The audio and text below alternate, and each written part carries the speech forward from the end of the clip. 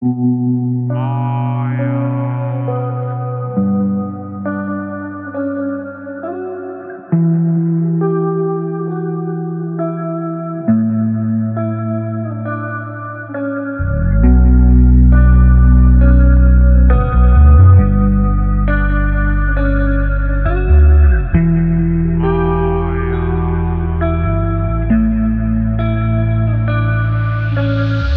up everyone? You join me in the North York Moors, and I think it's a fairly appropriate setting for this new vehicle. So this is my new daily driver, and I'm going to start out by showing you one of my favourite features because it allows me to be lazy at the same time. Actually my mate's EG Civic had this, and we were at a show once, and I was pretty jealous because it comes in pretty handy to have a tailgate you can sit on. However, I'll try and justify my reasoning for buying this car. So for a while I've felt like I've needed something a little bit more practical for everyday use. I'm quite into mountain biking, and that's something that the M3 was not really very practical for.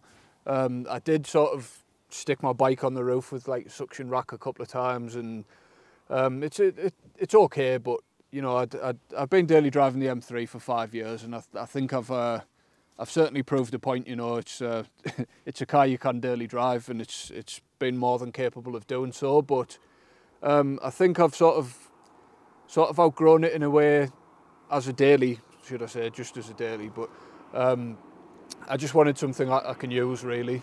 About a week ago, I picked up this Chamonix white classic Range Rover, which is probably not something you'd expect me to have bought if you don't know me closely. Those who do, you know, I've kind of been back and forth on the idea a little bit recently, so I bit the bullet and did it because this one came up for sale, and the photos weren't great, to be honest, and the description wasn't great, but sometimes those are the best cars to go and look at. And I'm very glad that I did. So I went down with my friend Kirk in his Defender because he'd sort of done a bit of work on his and someone else's Defender, and just had a bit of an idea of areas of concern, should I say. And we pulled up, and the guy had a garage with a pit with lights underneath the car and everything, and he was very open to the car having like a thorough inspection, which is what we did. And we just couldn't pick fault with it, to be honest. So it just seemed like the right car to buy. I had looked at quite a few, and I'm sure anyone who knows about these cars will know that they're pretty famous for just rotting and falling apart. Something I'm very familiar with, and something I really absolutely did not want again. So I made sure I was going to buy one that wasn't going to need a full restoration. And this car had a bit of a story, which I'm a bit of a sucker for, to be honest. So the first and original owner of this car was actually the Manchester Police Force. So the car was built in 1989, and which was actually a few months before I was born. But it would have meant that it was in service throughout the 90s, which was in peak era of Manchester drugs and gun crime, so I think this car's definitely seen some things. It doesn't really reflect in the condition of the car because it's, as I say, it's been restored, and this was by the second owner, who I'm guessing probably owned the car for a very long time before carrying out this thorough restoration. So it's had sort of all of the metalwork repaired with photographs and stuff, and then it's been repainted in this Chamonix white. It was originally a white car, and sort of just gone through the interior and done a few little bits. There's some little final bits that I want to sort of finish off myself, but overall I'm extremely happy with the car to begin with. It did start out as a V8. It's now a 200 TDI, which I was happy with, to be honest, because I wanted a diesel. I think if you're going to buy a big, heavy, sort of bus like this, you're going to want a diesel, unless you're not using it every day. Then you might want the V8, but I don't think I do. So there's going to be a lot of space for going and picking up car parts, which is another reason I wanted something a little bit more practical.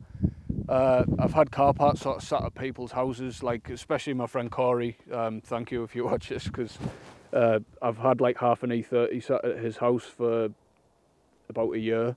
So I need to get my act together, and I thought this was the best way to do so. In true English fashion, it's spitting, it's come over a bit grim. It was nice when I started to do this, but you know, it's where I live, there's not much I can do about it. So we're just going to have a walk around the car instead, and I'll show you sort of a bit like the details and stuff. As I already mentioned, it's been fairly extensively restored, and they've done a pretty good job of it. All of the sort of the common areas that suffer with rust on these, like the rockers and the sills and underneath, it's good, it's solid, you know, they've done a good job of it, whoever's done it. There were some pictures that come with it. It's had like glass out, it's been repainted, and I really like the Chamonix white. I originally was sort of leaning towards green, just because it's sort of a classic sort of British Range Rover kind of look, and it is something that I like, but I'm actually glad that I ended up with Chamonix white, because the more I look at it, the more I actually like it. One thing that I didn't really expect is it draws a lot of attention, and it's not really something that I was going for, but I mean, I've had it about a week now. I've done about 500-600 miles, and I think I've been stopped like 5 times already by people wanting to talk about it, or even a guy with a modern Range Rover asking me if I wanted to swap, which I didn't. But yeah, I mean, it's nice. It's, as long as it's good attention, you know, like people with the right intentions, I'm okay with that. But let's take a look inside. It's a hard dash. It's the older style. It's pretty good inside. It's got the teddy interior, which it's nice and soft, but it's not. It's pretty hard wearing as well. It's had a little bolster repair, but it's nothing too bad. The previous owner, which was the 3rd owner of this car, so it's only had 3 owners, put a whole new carpet in it, so it's had like full interior out and new carpet, and he's done a pretty nice job of it. It's he didn't really use the car, but he's sort of just kind of finished off little bits of the restoration, and there's a few little bits for me to finish. I think I'm just going to like redo the A pillars and the B pillars and C pillars and stuff, just kind of tidy it up a tiny little bits, just details really. I do want to kind of figure out some sort of Apple CarPlay stereo head unit kind of thing, just to make it a little bit easier. Fortunately, this very old head unit has an aux port, so I can actually listen to my podcasts and stuff on the way to work. One thing I do like actually is it's still got the old police switch gear in it, which is something you could sort of remove by putting another dash panel in, but I kind of like it. It adds to the car's story. Obviously it doesn't have the old blues and twos or sirens and any of that stuff anymore, but it does have 2 voltmeters, which I find a little bit strange. So I might swap these for a boost gauge and an exhaust gas temperature, just for the sake of tuning, because the good thing about these engines is there's no ECU, so tuning's manual. Back in the days of doing things in a manual way. So what you do to sort of drag a bit more power out of these is you can either replace or reposition the boost pin, which just increases the boost, and then add fuel. Literally, it's a simple thing. So I think I'll be doing a bit of that. So if you keep an eye on the exhaust gas temperatures and stuff, it's pretty safe. And I think I'll add an intercooler just to well, a bigger intercooler, more efficient one. It's very clean underneath. As I mentioned, the guy had a pit and he offered us lights and stuff, and we really dug into it. But it was super clean, and it wasn't what you'd typically see, where it'd just be covered with underseal and sort of bodged up and stuff. It looks like it's really been done properly. It's had a full new rear floor. Everything's been recoated. It had all the diff oils and everything serviced, and mechanically it looked really good. Couldn't really pick a fault, to be honest, which is nice. You know, it's always nice to kick the tyres a little bit and wind someone up, but I'd rather just have a nice car, and that's what I've ended up with, so I'm really happy about that. I'm quite interested what other people think of it. It is, as I said, a 200 TDI, and I'll open the bonnet actually. I haven't cleaned under the bonnet yet, and not that it's not really bad or anything. It's pretty clean, but it's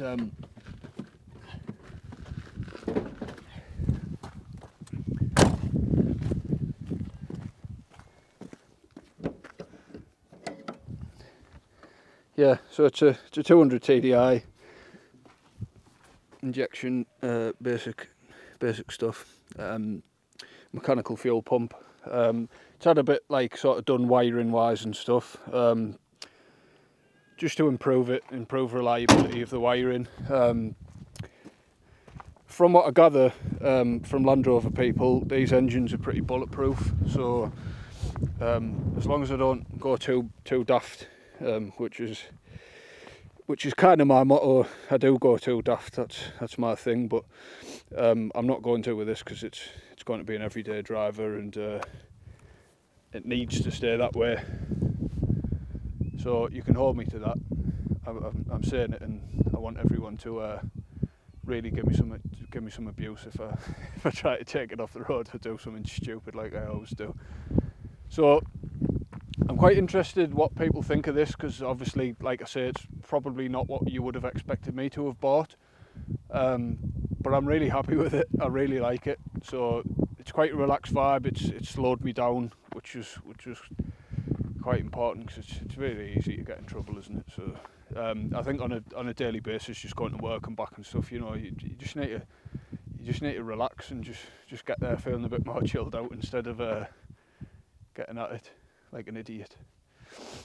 So yeah, let me know what you think, and like I say, if you want to see sort of the upgrades and stuff, the little bits and bobs that I do, I can make videos on it.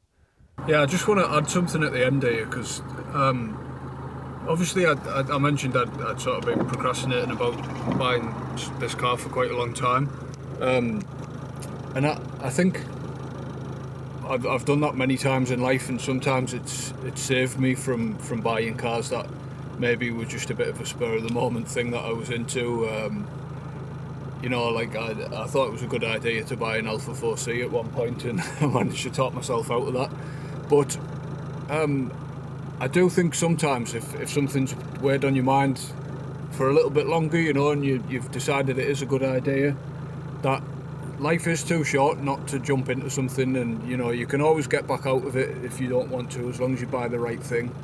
And quite often with cars like this, you know, like, you're not actually going to lose any money, and in some cases you might make money, and that's not why I buy cars, because I think it's you know, it's pretty dull that people do that, and I just want to buy things for the experience and to enjoy it. I'm not sure whether I mentioned throughout this, but the M3 I've got a few jobs to do on, as well as obviously the E30, and I've been digging into the 2002. I've spent a few days on it, so once that's in primer, I'll be ready to show that to everyone, because I'll feel a bit more good about it myself, I think. So yeah, thanks for watching everyone. Catch you next time.